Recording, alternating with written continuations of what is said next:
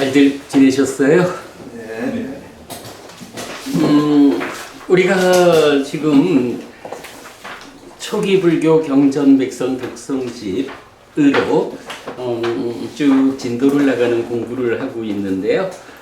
한동안 이제 제3장 깨달음의 재현, 제자들의 깨달음에 속한 경들, 그래서 뭐 유명한 경이죠. 전법륜경, 부처님께서 5비구에게 최초로 법을 설한 경, 그리고 무아상경 해서 그 5명의 비구가 아라한을 성취하게 되는 무상고 무아의 여실지경을 이끌고 영원이탄해탈 이렇게 이끄는 경이죠.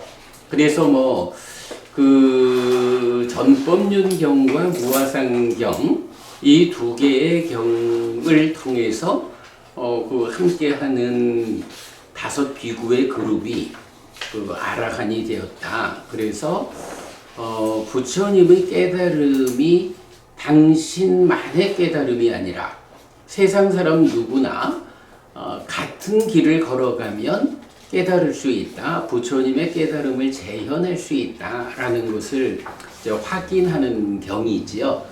그리고 이제 이어서 마라의 덕경 1번, 2번 짧은 경 2개를 같이 보았습니다. 그래 마라의 덕경 1번에서는 이제 부처님이 뭐 말하자면 내가 인식과 행위 양면에서의 단속, 양면의 문제를 해결하고 깨달았다. 그러니 그대들도 나처럼 깨달아라 라는 말씀으로 시작해서 이제 그 5명의 비구가 깨달아 아라한이 되었을 때 이제 우리가 세상 사람들을 위해서 정말 눈 밝은 사람들이 법을 몰라서 퇴보하지 않도록 우리가 가르침을 전하러 출발하자. 뭐 이렇게 이제 전법 선언 또는 전도 선언까지를 그간 공부했고요. 지난달에는 이제 우리 초파일 관계로 뭐 불교 안에 이제 어떤 명절이 있느냐, 부처님의 삶의 과정을 중요한 사건, 뭐 태어났다, 출가했다, 깨달았다, 그리고 마지막 돌아가시는 이 4가지 거기에 이제 법을 설하는 부분도 들어있죠. 그런 이제 부처님 삶의 커다란 사건들을 중심으로 우리가 불교의 정신을 좀 알아보는 그런 공부했고요. 자, 이제 오늘은 이제 이어가지고 제3장의 5번째 경입니다. 책으로는 172쪽이 됩니다. 자, 172쪽 보면 삿바수당 일체경 이랬는데요. 이거 한번 좀 읽어보겠습니다. 사와티에서 설해짐 비구들이여 그대들에게 일체를 설할 것이다. 그것을 들어라. 비구들이여 무엇이 일체인가?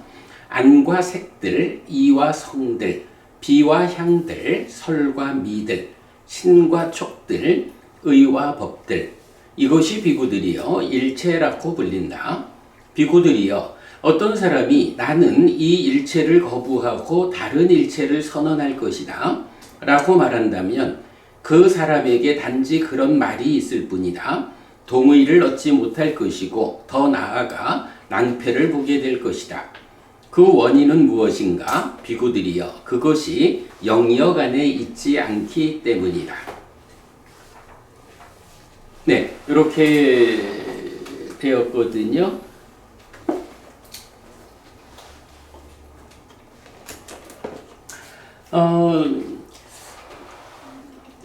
오늘은 문제 나름대로 좀 그 삶에 대한 이야기를 좀 얘기해 보려 합니다.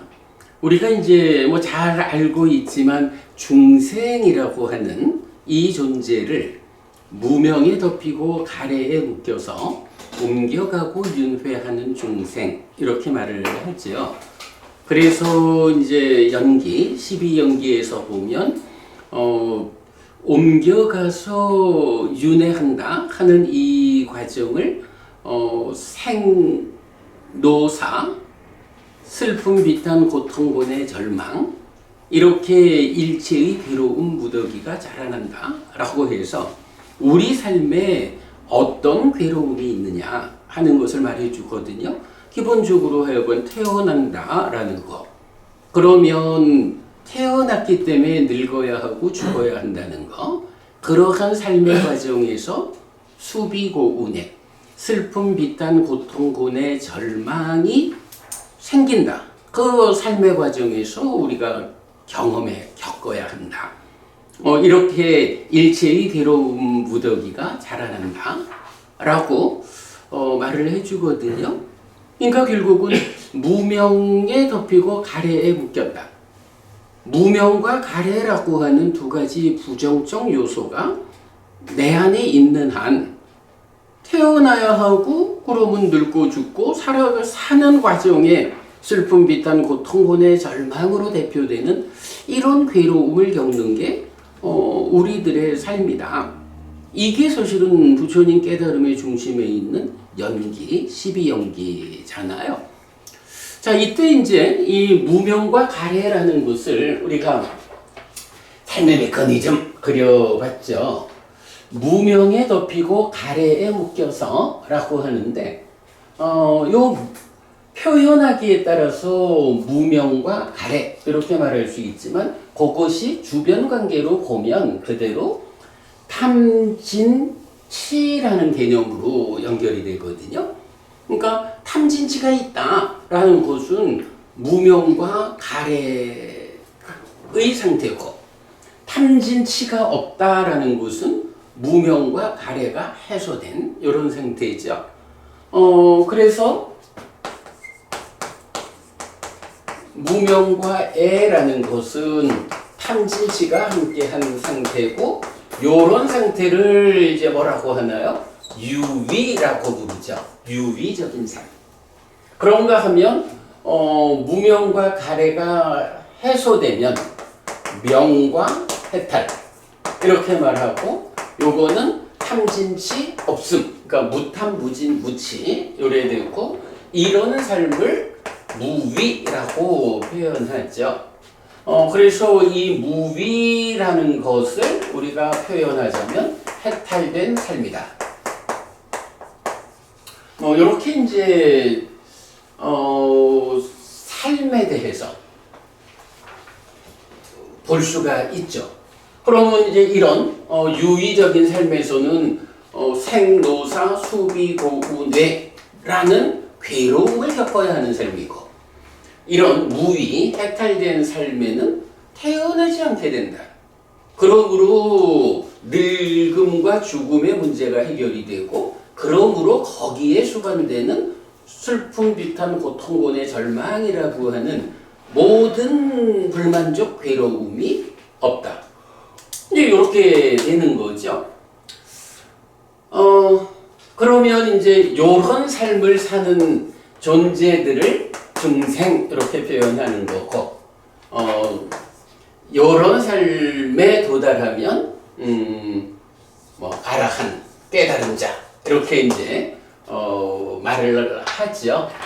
자, 기본적으로 무명과 가래, 탐진치 요것이 우리가 중생이란 이름으로 태어나 살아가면서 괴로움을 겪어야 하는 가장 바탕에 있는 문제다.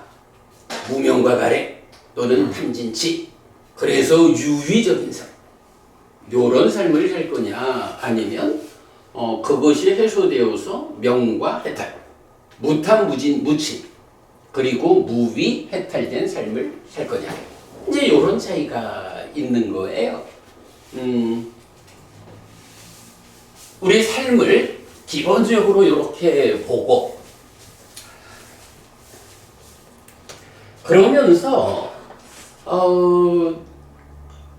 이제 그 유위에서 무위로 중생의 삶에서 아라한 해탈된 삶으로 바뀌는 요거를 이제 불교 용어로 뭐라고 하느냐 하면 열반 이런 표현을 쓰거든요.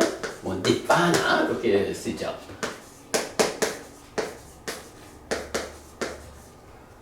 그런데 요 열반 니빠나라고 하는 요 말이 원래 단어가 가지는 의미는 꺼짐, 요런 의미에 꺼졌다 요런 말이거든요. 꺼졌다라고 하면 그게 뭘까요? 무언가 불이 타오르고 있다가 꺼졌다 이런 이야기가 되겠죠. 그래서 열반과 반대되는 개념이 불이 타는 거예요. 불탐. 그런데 이 불이 탄다라는 것의 근본적인 이유를 찾아가 보면 좀 전에 본 거지만 탐진치라는 문제가 있고 또는 무명과 가래라는 이런 문제가 있어요. 이런 유의적인 삶. 요렇게 꺼진다라는 것으로 모든 괴로움이 소멸한 삶의 완성을 말하다 보니까 그러면 이렇게 꺼지지 않은 완성되지 못한 중생들의 삶은 어떤 삶일까? 라고 하니 꺼지지 않고 아직 불타고 있는 삶. 근데 요렇게 우리가 삶을 요렇게 삶을 설명하는 게 불교의 기본적인 입장이라고 봐야 됩니다. 왜냐하면 완성점이 뭐냐면 니빠야티 해가지고 꺼지다 요런 말. 꺼진 상태가 열반이다 라고 하니까 그러면 꺼지지 않는 중생의 상태는 무엇이냐? 불타는 상태지. 요렇게 요거를 이제 좀 봐야 하고요. 자, 그럼 이렇게 이제 불탄다라는 개념을 보자면 예를 들어서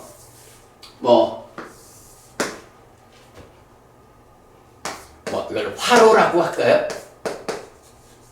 화로에 이제 불이 타오른다고요. 그러면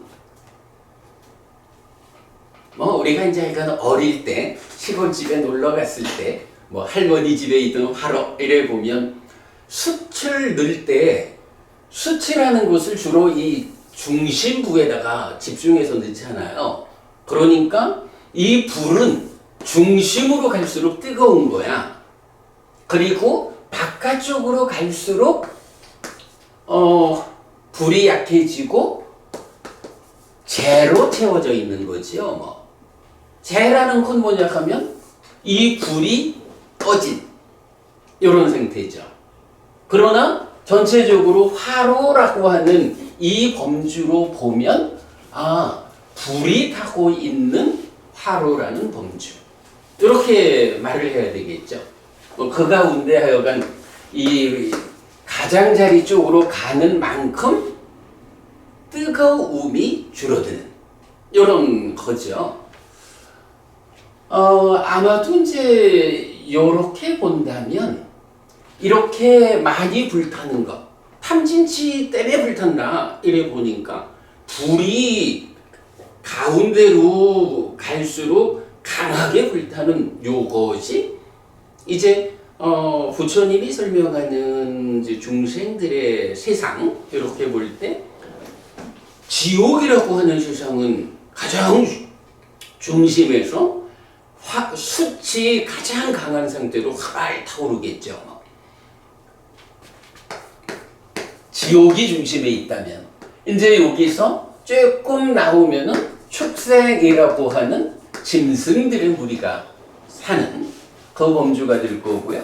조금 더 나오면 아귀라고 하는 범주가 될 거고, 그 다음에 오면 이제 인간이라는 범주가 될 거고, 그 다음에 화로 끝까지를 천상이니까 신들의 세상. 이렇게 중심부로부터 가장자리로 나올수록 탐진치는 옅어지고 거기에 따르는 괴로움의 강도는 줄어들고 이제 이런 부분을 말할 수가 있는 거죠. 그래서 이제 경에서 보면 그 수행 이야기를 하면 그 수행이 어떤 단계를 거치나요? 사념처로 시작을 해서 처음에 삼매를 성취하거든요. 그러면 이제 이 삼매라는 것이 뭐 사념처에 의해서 오는 거니까 바른 삼매예요. 그러면 이 삼매가 초선이라는 삼매를 성취해서 머문다. 그리고 거기서 조금 더 수행이 진행되면 제2선, 제3선, 제4선, 그리고 나면 공무변처, 식무변처, 무소유처, 비상비비상처 이렇게 이제 올라가거든요. 우리가 보통 말하기를 요 삼매를 성취하기 이전의 상태는 욕계라고 말하죠. 뭐 욕계라는 것도 지옥, 축생, 악귀, 인간의 욕계에 속하는 하늘도 있죠. 그런가 하면 초선부터 제4선까지는 색계 그렇게 부르죠. 그리고 공무변처부터 비상비비상처까지를 무색계.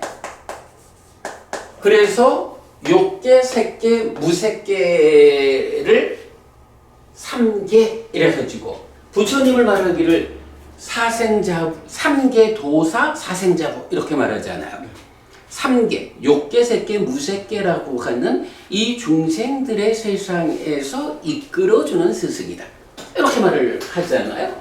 그러면 이제 결국 사념처를 통해서 삼매를 성취해서 이렇게 삼매가 쭉 올라가고 거기에서 다시 이제 사마타 윗바사나라는 방법에 의해서 중생들의 삶에서 벗어나는, 번뇌를 부수고 벗어나는 이제 이렇게 되는데 말하자면 이렇게 되는 거죠. 이렇게 쭉 그러니까 삼매를 통해서 높은 하늘로 올라간다라고 하면 그것이 이 화로 안에 있는 삶으로 보면 어떻게 하겠어요? 기본적으로 지옥, 축생, 악이 여기까지는 여기를 뭐라고 불러요? 삼악처 이렇게 부르잖아요. 삼악처에 태어나면 절대 안 됩니다. 이래 말하는 거죠. 그리고 삼악처에는 다시는 떨어지지 않게 되었다. 라고 하면 예류자 이렇게 이제 성장이 경지에 들어서죠. 인간의 삶은 삼악처에 처해 있지는 않지만 이제 우리가 어떤 삶을 살아내느냐에 따라 가지고 삼악처로 그러니까 지옥이나 축생이나 악귀로 다음 세상에 떨어질 수도 있는 거예요. 그런데 사념처로 시작하고 사마타 윗바사나로 완성되는 이 수행에 의해서 삶이 잘 향상해서 이제 예류자라고 하는 성자의 경지에 들면 사막처로는 떨어지지 않는다. 그 경지를 특징지어서 이제 그렇게 말하거든요. 자, 그래서 이제 이렇게 우리가 사막처는 벗어난 상태니까 대략 요 정도에 이제 우리가 있는 거예요. 그러면 요 정도에서 사념처, 사마타, 윗바사나라는 수행을 통해 가지고 어떡하나요? 이 불타고 있는 화로에서 그래도 숱이 집중적으로 모여있는 그만큼에서는 좀 비껴나가지고 조금 이제 불길이 약한 쪽으로 들어섰고 이런 수행을 통해서 불길이 완전히 꺼지는 쪽으로 우리가 자리를 옮겨가는 게 수행이죠. 또 공덕을 짓는다라고 하는 것도 바로 지금 삶에서 어떻게 이 화로의 불기가 약한 가장자리로 옮겨가느냐 이렇게 말하는 거고요. 그래서 이제 경에서는 그런 표현을 써요. 이렇게 높은 산매로 올라가면서 수행이 완성을 향해서 가는 것이 이런 세상의 끝으로 접근했다. 그러고 이제 불교에만 나타나는 깨달음을 위한 마지막 토대가 되는 게 상수멸이라는 산매가 있는데 요 산매 상수멸에 대해서는 세상의 끝에 도달했다. 이런 표현을 써요. 세상의 끝.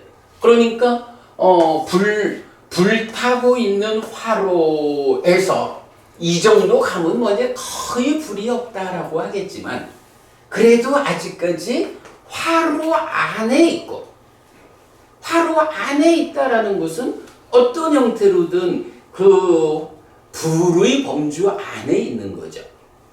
거의 불길이 닿지 않는 곳이다라고 해도 이걸 이제 괴로움의 측면에서 보면 슬픔 비탄 고통권의 절망이 막 들끓고 있는 이런 상태에서 쭉 가장자리로 오면 마지막 이 정도 가면 어떻겠어요? 살아가면서 슬픔 비탄 고통권의 절망이라는 것은 이제 거의 겪지 않아도 돼요. 그러나 아직까지 화로 안에 있기 때문에 남아있는 괴로움이 뭐냐? 죽음은 또 태어나가지고 태어났기 때문에 늙고 죽어야 하는 이런 윤회하는 괴로움은 아직까지 남아있는. 그래서 아직은 화로의 범주 안에 있는. 이제 이런 개념을 우리가 보게 돼요. 하여간 수행이라는 게 이렇게 그 가운데에서부터 강렬하게 타오르고 있는 이 불의 세기가 약한 곳으로 옮겨가는 것. 그러다가 이제 마지막에 아까 보았던 니파나, 열반, 불 꺼짐. 요 꺼짐이라고 하는 거는 사실은 이 화로 안에 있는 불을 끈다 이렇게 말하는 건 아니라고 봐야 돼요. 내가 화로의 불을 끄는 게 아니라 화로의 불길이 미치지 못하는 곳으로 내가 나와버리는. 나의 삶에서는 불이 꺼지는. 요렇게 봐야 하거든요. 그러니까 부처님이 깨달아 부처가 되었잖아요. 그렇다 해도 만약에 부처됨 이 깨달음이 세상에 불을 끄는 거라 하면 부처님이 출현하면은 그로 인해서 세상이 전체가 다 깨달음의 상태, 열반의 상태, 그야말로 뭐 종교에 따라 달리 말할 수도 있겠지만 그야말로 낙원이 돼야 하는 이런 걸 건데 부처님이 깨달았다 그래가지고 세상이 꺼지는 건 아니잖아요. 부처님이 자기 삶의 문제를 끈 거죠. 네. 그렇기 때문에 불이 꺼졌다, 열반을 실현했다라는 것이 화로 안에 불을 끄는 거. 요거하고는 별개로 내가 이 불의 영역에 있는 화로 밖으로 나왔다. 하면 요게 열반을 실현했다, 꺼졌다. 이렇게 말하는 거. 네, 이제 요 개념을 먼저 좀 보아야겠고요. 자, 이런 상태에서 우리가 이제 지난번에 부처님의 깨달음이 무엇일까라고 할 때 우리 제2장에서 공부한 거죠. 열애는 이것을 깨닫고 실현했다 라고 말하는 경이 3개가 있었잖아요. 그래서 하나는 삼법인이고 하나는 여기에서의 조건성인 연기 이랬거든요. 그러면서 이 2개는 열애의 출현 여부와 관계없이 세상에 존재하는 거, 내 삶에 적용되는 원리 그랬다고요. 그리고 3번째가 제 꽃경에서 말하는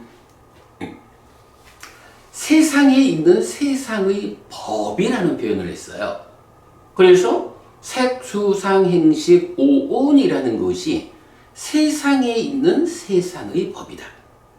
이게 열애가 깨닫고 실현한 법이다. 이렇게 말을 했거든요. 그러면 이제 여기서 우리가 뭘 말할 수가 있을까요? 세상에 있는 세상의 법. 오온이야. 색수상행식.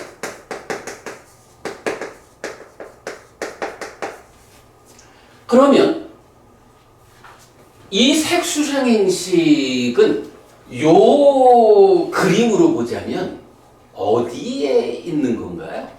요거 그대로 화로라고 하는 중생들의 삶의 영역인 세상 안에 있는 거죠.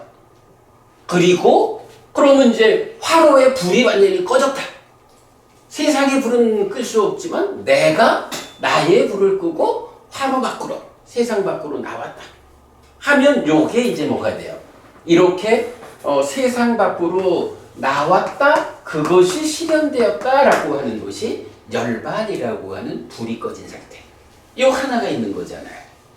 그래가지고 삼법인을 말할 때는 색수상행식 오온 요거를 여기도 행이 있지만 유위에서 형성된 것이라고 해서 요거를 다시 행들 이렇게 표현을 하죠. 그리고 그러니까 세상 안에 있는 것인 행들, 세상 밖으로 나왔다, 불이 꺼졌다, 그래서 실현된 열반.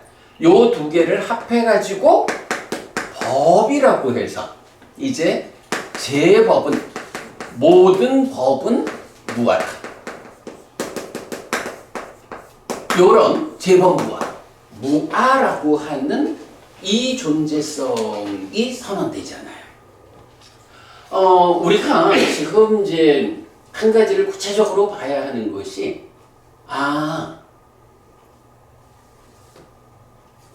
세상에 있는 세상의 법 100%, 세상 안에 있는 모든 것들은 색수상행식 오온 5가지로 구성되어 있다.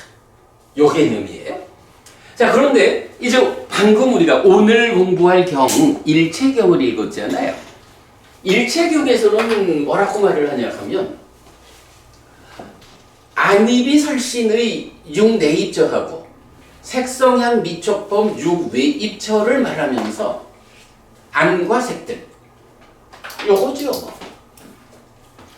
안과 색들, 이와 성들, 비와 향들, 설과 미들, 신과 촉들, 의와 법들, 육내입처와 육외입처, 요걸 가지고 일체라는 말을 썼어요. 일체니까 이게 뭐예요? 모든 것이잖아요. 그러면 이제 이 일체라는 모든 것, 이것은 의미하는 게 무엇일까? 사실은 우리가 불교 공부를 하면서 참 놓치기 쉬운 이야기 주제가 이거 같아요. 어쨌든 일체라는 것이 모든 것이거든요. 그러면 이 일체가 말하자면 화로 안에 있는 모든 것인지, 화로 안에 있는 것과 화로 밖에 있는 것까지 포함해서 모든 것인지, 이런 부분도 좀 생각해 봐야 되죠. 그러니까 말하자면 이 일체라는 것이 행들인가, 유위에서 형성된 것, 즉 오온인가, 아니면 열반도 포함하고 있는가, 이제 이런 부분을 봐야 하는데, 이제 경에서 보면 이제 이런 표현, 뭐 내입처, 외입처 있는데, 이게 뭐냐 하면 무명을 조건으로 해서 생겨나는 12연기의 구조잖아요. 그러면 이제 여기서 육내입처라는 요것도 경의 의미로는 무명의 조건 이외에 있는 중생의 삶의 영역에 있는 것을 의미하거든요.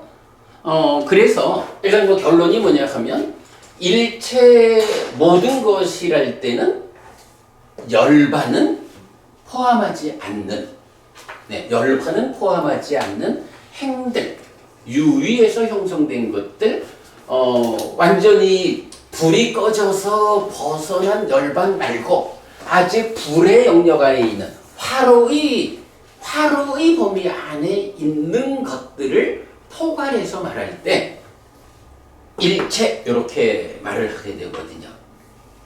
자, 그러면 이제 여기서 우리가 재밌는 게 하나 나타나요. 일체가 모든 것인데 그게 이래 보면 오온이라고. 그런데 여기서는 또 뭐라고 하냐 하면 안입이 설신의하고 색성향 미촉법 요 육내입처 육외입처 이걸 지금 일체라고 하고 있단 말이에요. 근데 보니까 일체라고 하는 그게 그대로 세상의 본 모든 것이어서 색수상행식 오온하고 이게 하나가 돼버리는 거예요. 그러니까 이 화로 안에 있는 불의 영역 안에 있는 것을 말하는 방법이 한 가지는 세상에 있는 세상의 법은 색수상행식 오온이라 열애는 이것을 깨닫고 실현했다 라고 해서 오온이란 말로 나타내기도 하고, 그런가 하면 오늘 보는 일체경에서는 안입이 술신의 색성향 미촉법 육내입처와 육외입처가 이게 일체다, 세상 안에 있는 모든 거다 이렇게 말해주거든요. 그럼 결론은 뭔가요? 색수상행식 오온하고 육내입처 육외입처라는 게 사실은 하나구나, 같은 거구나. 아마도 이런 것 같아요. 나는 누구인가? 라고 말할 때 마음한테 몸이 있는 상태라고 말하면서 그게 삶의 과정에서 파생되는 이래가지고 오온이 설명되면 나는 누구냐? 라고 할 때 오치온이 나다라는 건 일반적으로 알잖아요. 오온에 사실은 지난 삶의 과정이 누적되어 있는 것에 불과한 오온 5가지 무더기를 이거 내 거요, 나요, 나의 자요 라고 붙잡으면 그 집착하는 것 때문에 오치온이 나다 이렇게 정의가 되는 거잖아요. 그러니까 오온으로 모든 것을 말한다라고 할 때는 나는 누구인가? 라는 이런 정의성, 그러니까 존재성의 측면에서 나를 정의할 때 오온에 대한 집착 이렇게 말한다. 그런데 사실은 또 나라고 하는 거는 이게 지난 삶의 과정이 누적되어 있습니다. 요거 가지고 삶이 의미를 갖진 않잖아요. 어쨌든 삶은 지금 살아가기 때문에 의미가 있다고요. 그러면 지금 산다라고 하는 것은 어떤 식으로 사나요? 색수상행식 이렇게 쌓여있는 무더기 이런 방법으로 세상을 사는 게 아니라 우리가 세상 사는 일은 기본적으로 보이는 거를 보고 들리는 거를 듣고 냄새 맡아지는 거를 냄새 맡고 이러면서 살잖아요. 그 이유가 뭐냐 하면 나는 색수상행식 오온이다 라고 말하지만 세상이라는 게 그렇게 내 생긴 대로 내 맘대로 사라지는 건 아니죠. 그러니까 살아가자라는 거는 세상이 어떻게 생겨먹었을까? 세상이 생겨먹은 그대로 색수상행식 오온이라는 나의 존재성을 세상 생겨먹은 대로 재편해가지고 이제 보이는 것은 보면서 살고 들리는 것은 들으면서 살고 냄새 맡아지는 것은 냄새 맡으면서 살고 맛보아지는 것은 맛을 보면서 살고 이렇게 받는 것은 닿아서 느끼면서 살고 그리고 물질 아닌 것들에 대해서는 또 그대로 마음으로 인식해 가면서 살고 요렇게 오온이라고 하는 존재 측면에서의 내가 세상을 만나는 사는 이야기로 펼쳐놓으면 요게 안입이설신의 육내입처가 색성향 미촉법 육외입처를 인식하는 만나는 이야기로 이렇게 바뀌는 거죠. 그러면서 지금 경은 분명히 부처님이 깨닫고 실현한 법으로 세상에 있는 세상의 법이 색수상행식 오온이다. 그리고 일체는 이거다. 그러면서 심지어 경에서는 뭐라고 해요? 이런 일체 말고 다른 일체를 말하겠다라고 하면 그건 말로 그럴 뿐이지 동의를 얻지 못한다. 왜 그러냐? 그거는 삶의 영역 안에 있지 않다. 이렇게 그것이 영역 안에 있지 않기 때문에 이렇게 표현하잖아요. 생각으로는 무언가 다 할 수 있을지 몰라도 실질적으로 내가 삶의 과정에서 만날 수 있는 것은 아니다. 삶의 과정에서 만날 수 없는 것은 의미가 없는 것이다. 이제 요래서 이런 존재성으로의 오온하고 그것이 세상을 만나기 위해서 펼쳐진 것으로의 육내입처, 유계입처라는 일체하고는 같은 거다. 이제 요걸 보는 일이 굉장히 중요하고 이걸 보아야 12연기를 해석할 수 있다. 자, 그러면 이제 색수상행식 오온이라는 것이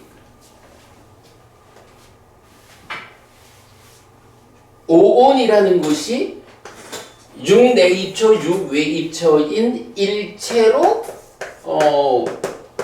펼쳐져서 사는 이야기를 해주고 있다라는 요 하나의 관점에서 이제 오늘 우리가 보았지만 일체경이 말하는 일체가 무엇냐? 이거다! 라고 하는 것이 어떤 의미일까?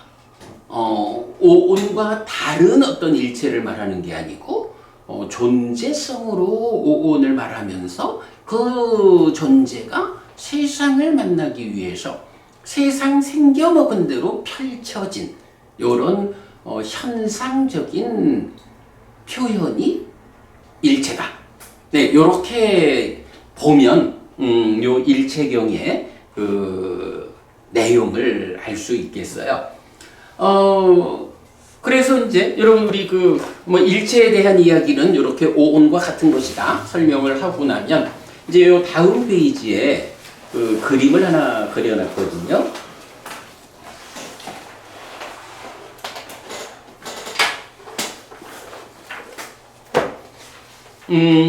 요 안이비설신의 색성향 미촉법에 대해서 사실은 여러 가지 표현들이 있어요. 그래서 이제 그게 잘 구분되지 않다 보니까 교리에 대한 특히 12연기에 대해서 바르게 이해하기 어려운 지금 이게 173쪽입니다. 자, 그래서 보면 영역이란 말, 외입처, 경, 상 이렇게 제목을 달았는데요. 자, 기본적으로 보면 안이비설신의라는 것이 내입처 이렇게 돼요. 육내입처. 그런데 이제 경에서 보면 영역이라는 말이 나와요. 여기 이제 원어로는 고자라 이래 되는데 영역은 자 눈이 있다라는 건 뭐죠? 보이는 거를 보면서 이렇게 표현했으니까 안 또 그 중에 이제 기능 그래서 안근의 영역은 보는 영역이다. 이근의 영역은 듣는 영역이고 비근의 영역은 냄새 맡는 영역이고 설근의 영역은 맛보는 영역, 신근의 영역은 느끼는 영역이다. 그리고 의근의 영역은 인식하는 영역이다. 이렇게 그 안이비설신의가 제각각 자기의 영역을 가진다. 이런 거고요.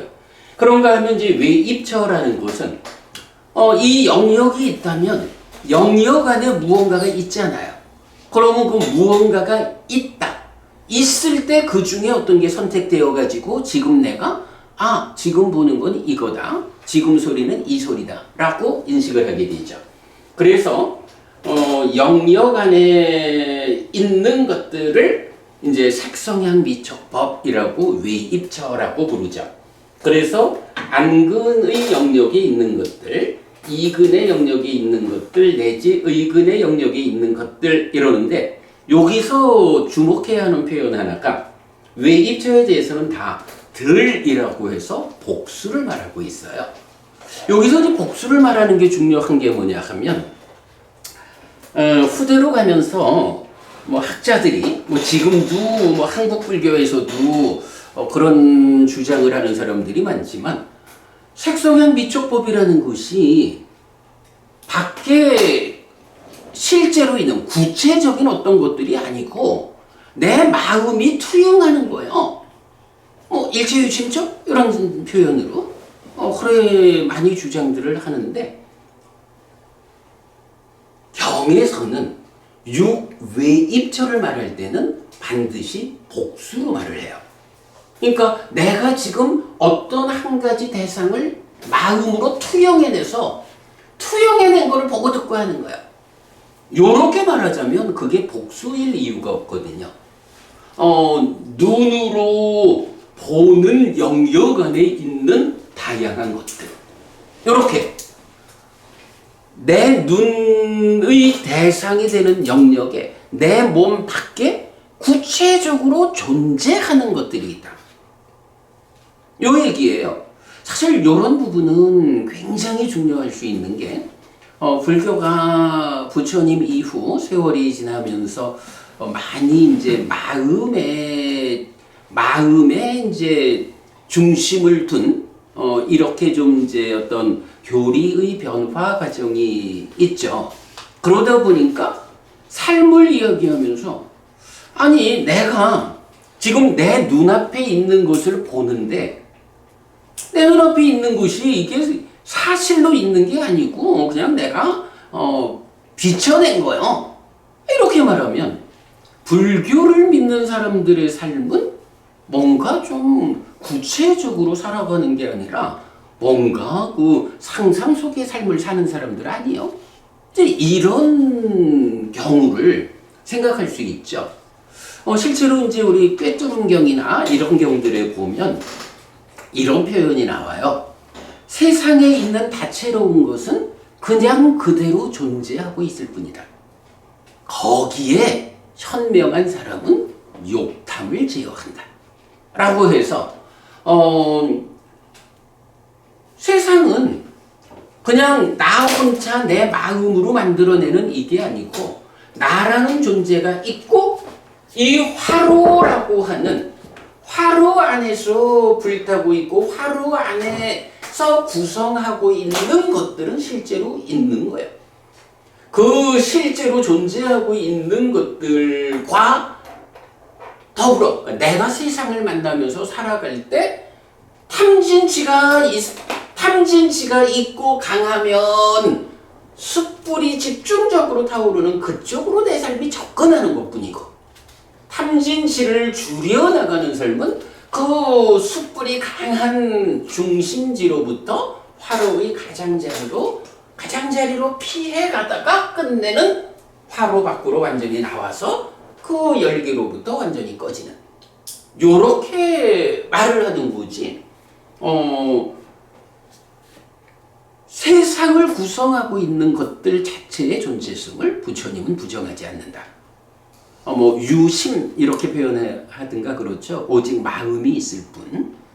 그런데 부처님 생각은 안 그렇다. 밖에 물질적으로 존재하는 것은 존재하고 있어. 그 존재하는 것들과 관련해서 내가 내 안에 탐진치가 무명과 가래가 어느 정도 강력하게 작용하느냐에 따라서 내가 괴로울 것이냐 행복할 것이냐. 괴롭다고 하면 이 괴로움이 얼마만큼 클 것이냐. 행복이 얼마만큼 클 것이냐. 요런. 그래서 이제 제가 자주 하는 말이 그거잖아요. 불교의 최상위 개념은 고와 고멸. 괴로울 것인가 행복할 것인가. 그래서 몇 개경에서 대표적으로 뱀의 비유경 같으면 예전에도 지금도 나는 오직 고와 고멸을 꿰뚫어 알게 한다.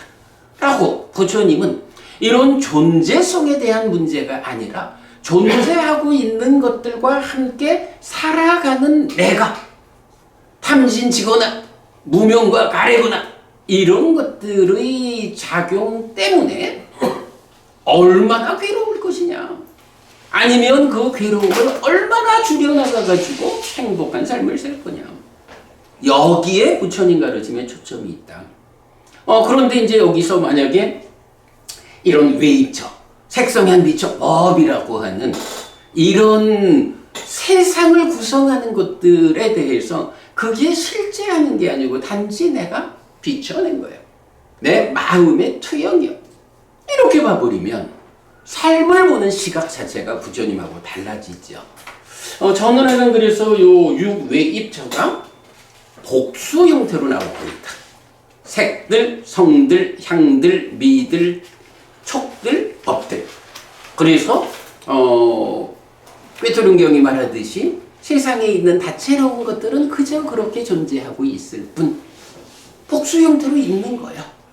그 가운데 내가 어떤 탐진치, 어떤 무명과 가래와 더불어 선택해서 살아가면서 괴로울 것인지 행복할 것인지가 결정되는 이제 그런 문제죠.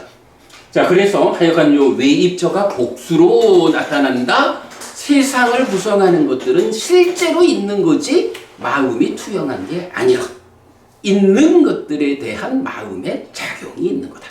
요 개념.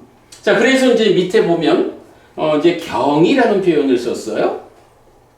그래서 다시 색, 성, 향, 미, 촉, 법 요래 나오는데 요거는 지금 단수로 표현되고 있죠.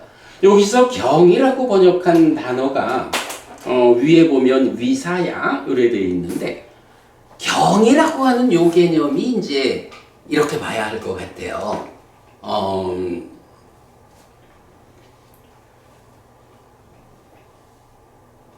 외입처는 복수 형태로 있잖아요. 그런데 지금 내가 사는 건 어때요? 복수로 존재하는 것들을 한몫 만나면서 사는 건 아니죠.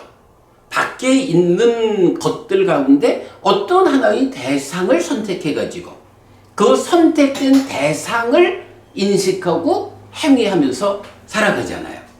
그래서 영역이라는 거에서 거기 있는 복수적인 외입처 중에 지금 이 순간 대상으로 선택된 요거를 위사야 경이라고 한다. 이렇게 이해를 하면 되겠고요. 그걸 그려 제가 밑에다가 관심에 의해 묶인 지금의 인식 대상 이렇게 표현했거든요. 이건 뭐 우리 요 그림에서 보면 이제 요 욕탐이 1차 인식의 공동 주관으로 참여해서 색성향 미촉법 중에 어떤 걸 붙잡느냐. 사실은 또 경은 이렇게 욕탐의 작용만을 말하지는 않아요. 지금 대상이 되는 데는 나의 욕탐이 붙잡는 것도 있지만 사실은 색성향 미촉법 자체가 얼마나 강한 자극을 가지고 안입이 설신에 부딪혀 오느냐. 요것에 의해서 아니 내가 지금 공부를 해야 돼. 이렇게 내 관심이 공부에 가 있어도 갑자기 저쪽에서 꽝 소리가 나오면 꽝 하는 소리의 자극 때문에 내 마음이 끌려가가지고 무슨 소리지? 이래 가잖아요. 지금 내가 인식하는 대상은 내가 주도적으로 갈 때는 욕탐에 의해서 선택되지만 사실은 상당한 경우는 색성향 미촉법이 어떤 강도로 부딪혀 오느냐에 따라서 대상이 결정되는. 사실은 수행을 할 때 한마디가 뭐냐 하면 호흡 이러면 호흡에 집중해라. 호흡에 놓치지 마라. 이러는데 그게 참 어렵잖아요. 왜냐하면 색성향 미촉법이 계속 내 마음을 때려온다고. 그럴 때 그 자극을 받고 끌려가지 않고 호흡만 붙잡고 있죠. 이거는 보통의 노력을 갖고는 훈련하지 않고는 안 되는 거죠. 그게 사념체 시장의 출발이잖아요. 재밌는 게 보리단경이라는 경이 있어요. 이제 보리단경 이런 얘기를 해. 추수할 때가 됐어요. 그러면 이제 보리단을 이제 이렇게 늘어놨잖아요. 그리고는 이제 사람들이 도리깨를 가지고 이제 도리깨질을 하잖아. 그러면 이렇게 수확되어 가지고 놓여 있는 도리깨질을 당하는 보리단하고 여기에 늘어서 가지고 도리깨질을 해서 보리단을 그러니까 이제 곡식을 거두는 요 양면이 있잖아요. 회장님 이거 보리단하고 도리깨꾼을 육내입처, 육외입처 이렇게 본다면 보리단이 안이비설신의 내입처일까요? 도리깨질 하는 요 사람이 안이비설신의 내입처일까요? 도리깨. 요 도리깨꾼이 아무래도 육내입처, 그러니까 내가 때리는 거겠지. 보리단은 육외입처. 근데 부처님 설명은 그게 반대야. 부처님은 이게 보리단 경이거든. 보리단 경에서 이 비유를 말하면서 보리단이 안이비설신의 육내입처라는 거야. 그리고 도리깨꾼이 육외입처라는 거야. 이거는 뭐냐 하면 지금 이제 회장님은 이 일반적으로 우리가 그렇게 당연히 그래 생각하지 뭐. 내가 보고 내가 듣고 하잖아. 그러니까 내가 때리는 거지. 이래 생각하는데 실제로 부처님이 이 부분을 설명할 때는 내 마음이라는 게 그렇게 내가 봐야지 해가지고 쫓아가 보고 들어야지 해서 쫓아가 듣고 이러지 못한다는 거야. 빛이 번쩍하면은 내 마음이 번쩍하는 무언가에 끌려가가지고 본다고. 이거를 역으로 어떻게 표현하냐면, 그러니까 내가 빛나는 저거를 타작질했다 이게 아니라 빛나는 그것 때문에 내 마음이 끌려가 버린 거예요. 빛나는 그 현상이 내 마음, 나를 때렸다. 강한 소리 때문에 내 마음이 귀로 끌려가가지고 무슨 소리지? 이거 내가 소리를 들으러 마음이 쫓아간 게 아니라 강한 소리의 자극 때문에 내 마음이 그리 끌려간 거예요. 소리가 나를 때린 거예요. 요렇게 보거든요. 우리 삶을 설명하는 데 있어서 우리는 뭐 내가 다 하는 것 같지만 사실 잘 들여다보면 내가 그렇게 능동적으로 사는 것보다 수동적으로 그러니까 세상을 구성하는 어떤 것이 나한테 부딪혀오느냐에 따라서 그 강한 순서대로 끌려가면서 사는 거죠. 그거를 외입처가 내 입처를 타작한다. 이렇게 표현하는 게 보리단경이거든. 그러면서 이렇게 이제 색성향 미촉법이라는 육외입처 6명의 도리깨꾼에 이어가지고 7번째 도리깨꾼이 있다라고 하면서 이제 욕탐이.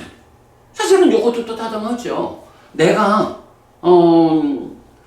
밖이 뭐 어떠하든 간에 상관없이 내가 지금 아주 재밌는 드라마를 보고 있어. 그러면 무슨 소리가 나도 나는 그것만 보고 있잖아. 특히 중독성 있는 것들 어때요? 중독성 있는 것들은 내가 다양하게 만나지는 거 다 무시하고 오직 한 잔, 오직 담배 한 대, 오직 마약 뭐 한 주사 이래야 되나? 마음이 그리 끌려가잖아요. 그거는 밖에 자극 때문에 끌려가는 게 아니라 내 마음이 나를, 그러니까 욕탐이라고 하는 관심이라고 하는 게 내 마음을 그리 끌고 가버리는 거거든.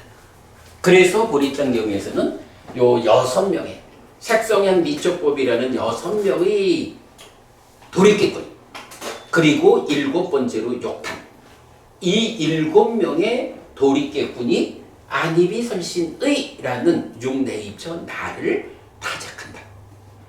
이렇게 표현하거든요. 자, 이제 그런 이제 관점에서 우리가 지금 요 외입처에 이어지는 경이라는 거, 요게 단수로 나타나는 색성향 미촉법, 관심에 의해 묶인 지금의 인식 대상. 이렇게 이제 표현을 했는데, 요건 제가 조금 수정을 해야 되겠다. 이건 그 보리단경이 말하는 자극에 끌려가는 것까지도 표현을 좀 해야 하고요. 자, 그런가 하면 이제 한 가지가 더 있어요. 제일 밑에 보면 상이라는 말을 썼죠.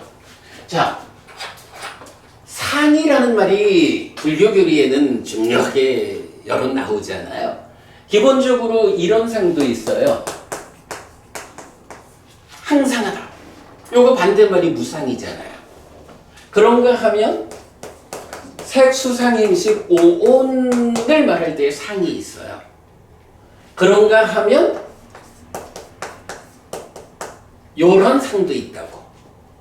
근데 요게 다 원어가 달라. 요 상은 니자 으래 되고요.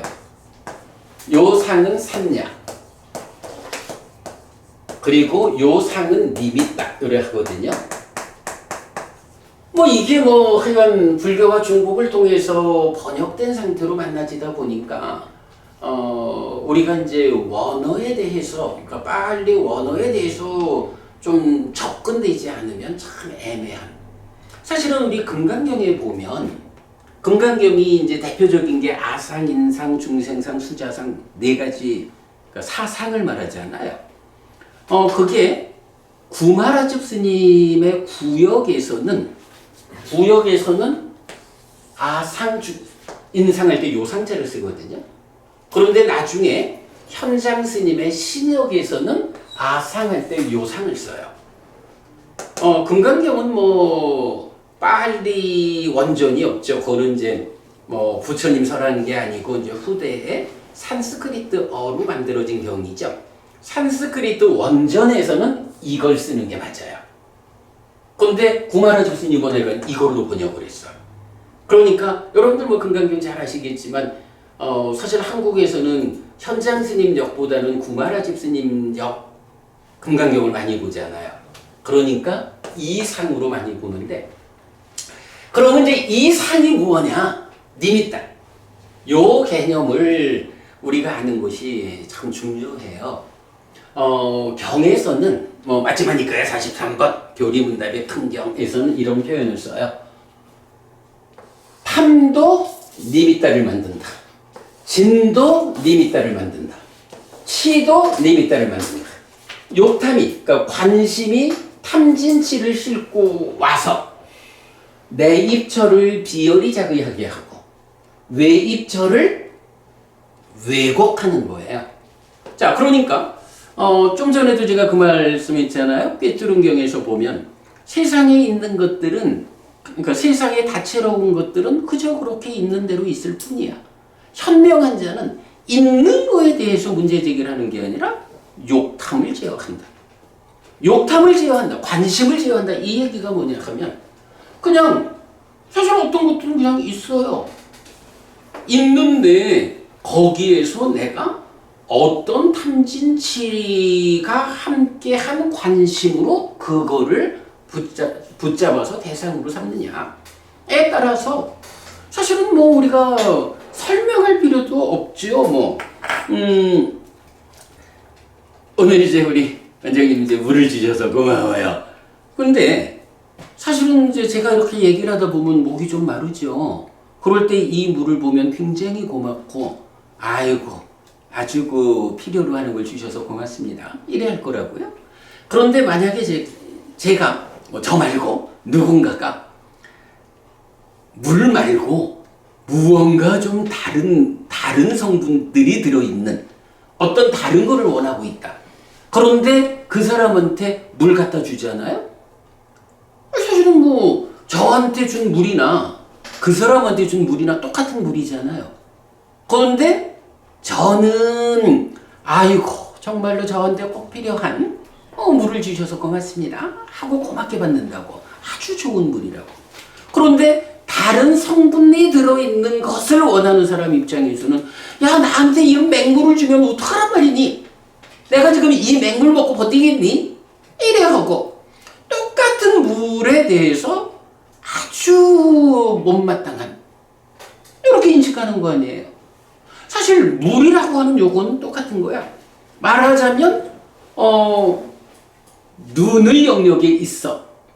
그리고 그 영역으로는 눈의 영역, 보는 범주 안에 있어. 그리고 그 범주 안에 있는 많은 것들, 색들, 외입처, 복수로 나타나는 색들 중에 하나 요게 있어. 그리고 요거를 지금 대상으로 보았어 하니까 대상이 되었어. 그런데 어때요? 요거를 있는 거는 있는데, 그러니까 이 자체가 마음이 만든 게 아니고, 이거는 있는데, 이제 이거를, 와, 참 좋은 물. 목마른데 정말 잘 됐다. 아주 좋은 물, 귀한 물로 요걸 보는 사람이 있어요. 요거는 존재성으로는 물이지만 이것의 가치적인 측면을 따지면 아주 필요하고 좋은 물이거든요. 그런데 밖에 무언가 다른 성분들이 들어있는 액체를 원하는 사람한테는 아니 나한테 맹물을 주냐? 라고 전혀 원하지 않는, 마음에 들지 않는 물이라고. 존재성으로는 똑같은 물인데 그것의 가치적인 측면에서는 아주 좋은 물, 에이코 필요 없는 맹물, 이게 달라지잖아요. 그 차이를 뭐라고 하는 거냐면 니미따라고 하는 거거든. 요 물이라고 하는 하나의 상, 아니죠, 하나의 경, 위사야, 대상에 대해서 이 대상을 탐도 니미따를 만들고 진도 니미따를 만들고 치도 니미따를 만든다. 이런 니미따화 되었다. 존재성으로는 밖에 실제하고 있는데 이것에 내 탐진치가 작용해서, 달리 말하면 내 마음 작용이 더해져 가지고 이것을 존재성 말고 가치의 측면에서 다른 걸 만들어 버린다고요. 그래서 제가 이제 우리 김 원장님하고 지난번 이제 공부할 때 그런 이야기를 한번 했죠. 일체 유심조라고 말하면 사실은 좀 곤란하다. 일체라는 말을 쓰면 왜 입처 이래 되니까 그냥 존재 자체에 대해서 마음이 만든다 이래 하면 그 존재성 자체를 부정하는 게 되잖아요. 그래서 제가 이제 그렇게 표현을 해본 거야.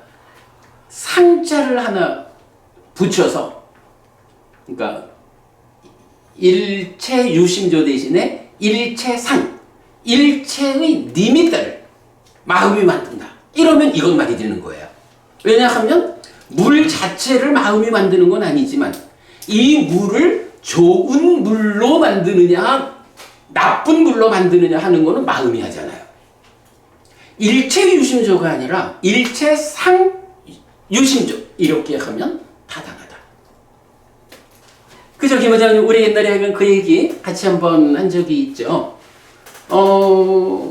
오늘 우리가 그 일체라는, 일체경, 일체라는 주제를 이제 보았어요. 이게 짧은 경이지만, 여기서, 화로 안에서, 그러니까 화로라고 하는 불의 범주 안에 있는 것들, 이것을 화로라는 세상이라고 본다면, 부처님이 깨닫고 실현한 법으로 색수상 행식 오온이 화로를 구성하는 모든 것이다.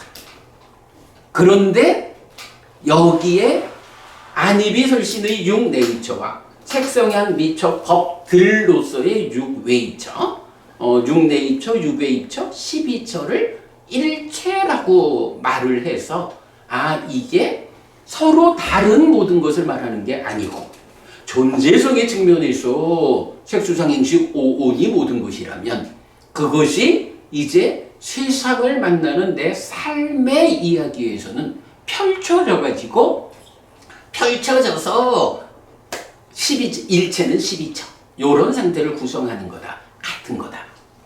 그리고 그랬을 때의 요 대상, 그러니까 내입처 말고 이제 대상이 되는 것들에서 영역이라는 단어, 외입처라는 단어, 또 직접 대상이 되었다라는 단어, 그리고 결정적으로 상, 니미따라고 하는 요 단어, 요런 차이를 아는 게 불교 공부에서 놓치면 안 되는 중요한 주제고, 실제로 우리가 살아가면서 결국 부처님 말씀은 그거잖아요. 이 물은 어떤 조건에 의해서 현재 있어. 이거 좋은 물로 살아갈 거요, 나쁜 물로 살아갈 거요. 좋은 물이 되면 고가 멸하는 거고 나쁜 물이 되면 고가 자라나는 거잖아요. 고의 삶을 살 거요, 고멸의 삶을 살 거요. 이 물이라는 존재성에다가 탐진치를 얼마나 작용시켜가지고 괴로움으로 살 거요. 그 탐진치를 해소함으로써 행복한 삶을 살 거요. 네, 오늘 우리 일체라는 이 주제에서 결론을 이렇게 맺도록 하겠습니다. 어쨌든 여러분, 니미따, 니미따라고 하는 요 개념.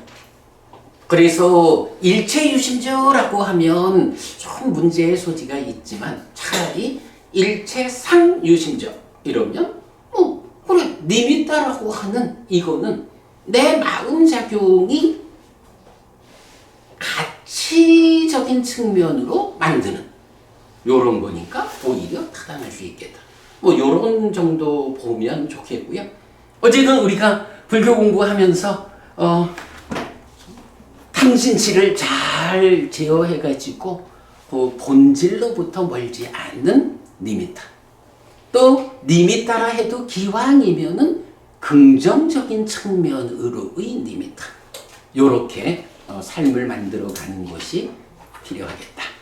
네, 오늘 이렇게 말씀드리고 마치겠습니다. 시간도 또 1시간이 딱 됐네요. 네, 오늘 들어가셨으니까